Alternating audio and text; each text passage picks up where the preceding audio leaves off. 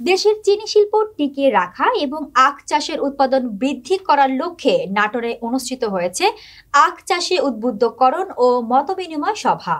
Channel H এর নাটোর জেলা প্রতিনিধি মঞ্জুরুল হক সুজনের তথ্যচিত্রে থাকছে বিস্তারিত। বৃহস্পতিবার 23 অক্টোবর বেলা 11টার দিকে লালপুর উপজেলার নর্থ বেঙ্গল সুগার মিল মিলনায়তনে বাংলাদেশ চিনি কল আখ চাষী ফেডারেশনের উদ্যোগে এ সভার আয়োজন করা হয়। অনুষ্ঠানে প্রধান অতিথি হিসেবে ভার্চুয়ালি যুক্ত ছিলেন শিল্প মন্ত্রণালয়ের অতিরিক্ত সচিব ও বাংলাদেশ চিনি ও খাদ্য শিল্প কর্পোরেশনের অতিরিক্ত দায়িত্বে থাকা চেয়ারম্যান রশিদুল হাসান।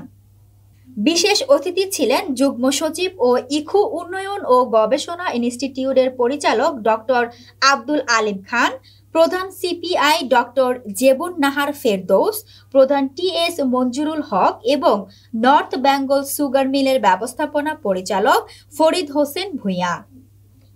এ সময় বাংলাদেশ চিনিকল আখ চাষী ফেডারেশনের ভারপ্রাপ্ত সভাপতি মোসলেম উদ্দিন, সাধারণ সম্পাদক মোহাম্মদ শাহজাহান আলী বাদশাহ, মিলের কর্মকর্তা কর্মচারী, শ্রমিক ও ফেডারেশনের অন্যান্য নেতৃবৃন্দ উপস্থিত ছিলেন।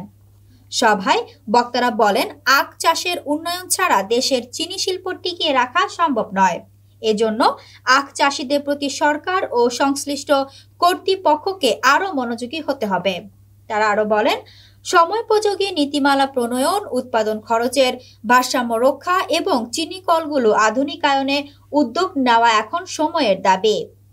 আখ চাষী ফেডারেশনের পক্ষ থেকে সভায় 11 দফা দাবি উত্থাপন করা হয়। এর মধ্যে উল্লেখযোগ্য হলো চিনি কলগুলো সচল রাখা, আখের ন্যায্য মূল্য নির্ধারণ, চাষীদের বকেয়া অর্থ পরিশোধ, কৃষকদের প্রণোদনা প্রদান এবং চিনি শিল্পে দক্ষ জনবল নিয়োগের বিষয়টি অগ্রাধিকার দেওয়া। বক্তারা আশা প্রকাশ করেন, সরকারের সহযোগিতা ও সংশ্লিষ্টদের আন্তরিক প্রচেষ্টায় আখ চাষের উৎপাদন বৃদ্ধি পাবে এবং দেশের চিনি শিল্প আবারও ঘুরে দাঁড়াবে।